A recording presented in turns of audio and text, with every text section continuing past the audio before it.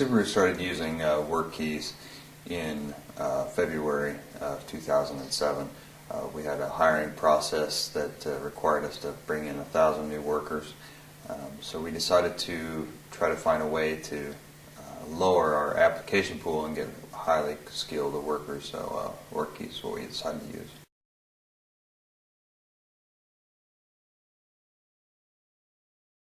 We realized that we had 22,000 applications for the 1,000 positions that we had available.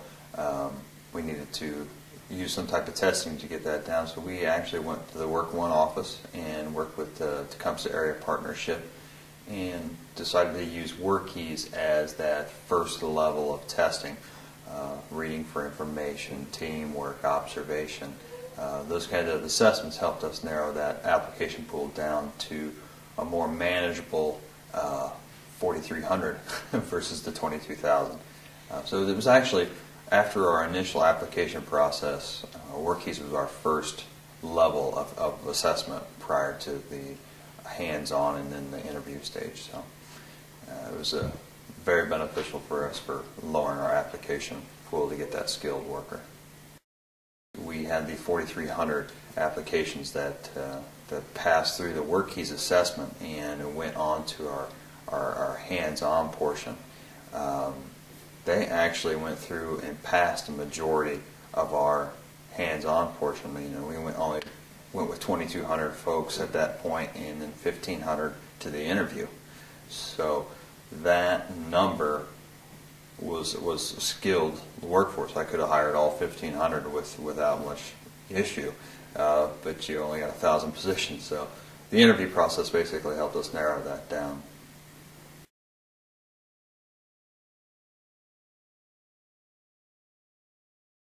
Work keys really helps us as a community as a whole to keep that skill level, and it really gives the high school graduate but no post-secondary education person an idea of where they stand in the community when they take their test and say, okay, my skill level is not quite what Subaru is looking for yet. What kind of test do I need to take? What kind of education do I need to continue to get in order to meet those skill levels? And the Work One office and the Tecumseh Area Partnership really helped those people get that information and keep testing and keep improving those scores on work keys.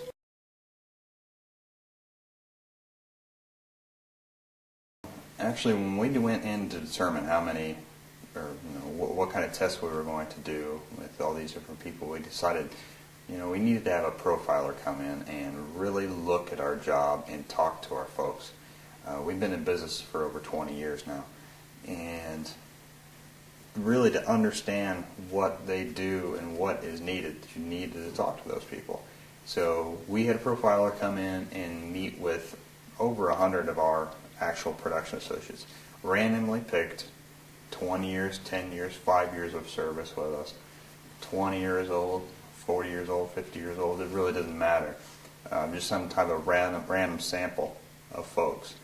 We didn't want to pick the cream of the crop. We didn't want to say, oh, let's just send me all the best workers, or just send me all the mediocre workers. Just send me everybody. Just randomly pick folks out and have them profile. And they told us basically what we needed. We thought, well, maybe they need some math because, well, you're manufacturing, right? You're going to be measuring, you're going to be doing those kind of things. And every one of them told us, no, math is really not important. You have a gauge and it tells you. So math, I don't need to do anything with math. But teamwork is very important for us. Locating that information, reading for information. You have to read the work instructions. So those folks, along with that profiler, really helped us determine what test and at what level they needed.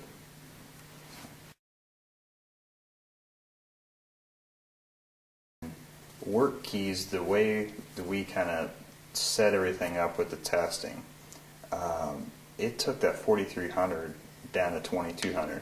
Now, to quantify that for us, when we take people through hands-on testing, it's 4 hours to go through hands-on testing. We can only do 20 people at a time.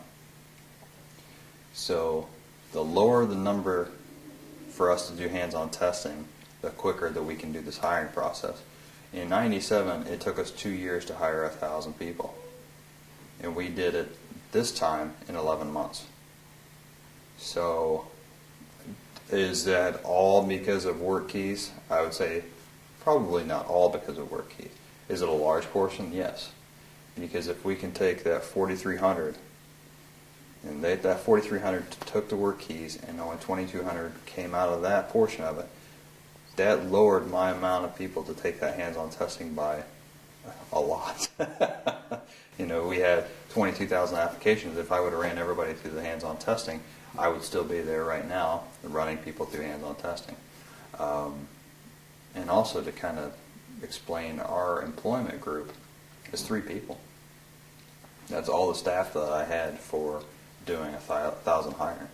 So most companies would have a whole group of 6 to 12 people that would manage that, and we were able to manage it with 3 because that work keys was being done through Work One, and everything was just sent to us, and we really only had to manage that 2,200 when it came down to it.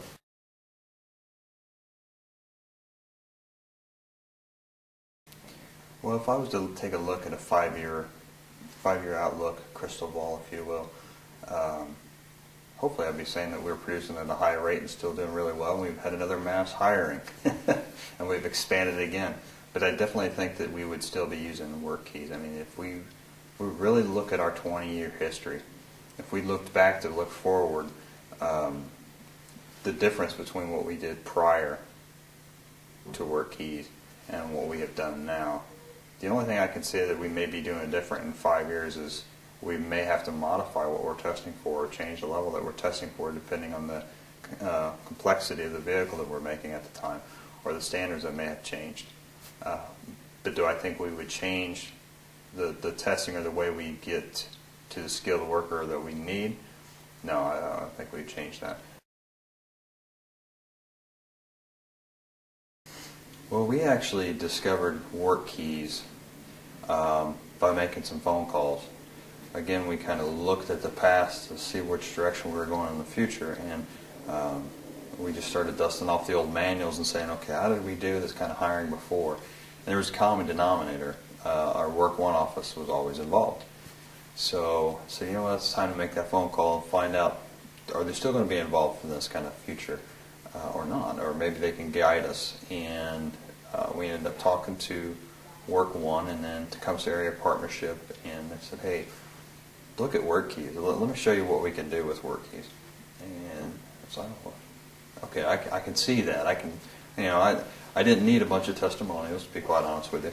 I trusted their judgment, and I went through the test, and I had a couple of my staff go through the test, and they were in agreement too. This would really help us focus our skilled worker, hunt, if you will, and looking for the right person.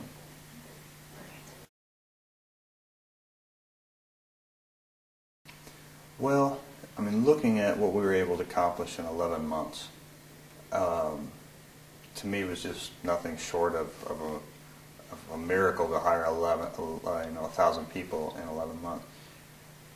Personally, it makes you feel good when you have the head of your company, Subaru, comes down and says, how did you guys do this? How did we announce on this date and you were ready to launch on this date? We had Toyota and many of their actual NAMCs come to us and say, okay, sit with me and explain to me how you did it, because now I'm getting the pressure to do it. They always allowed us 2 years, but now you've done it in less than a year, so the expectation, the bar's been raised.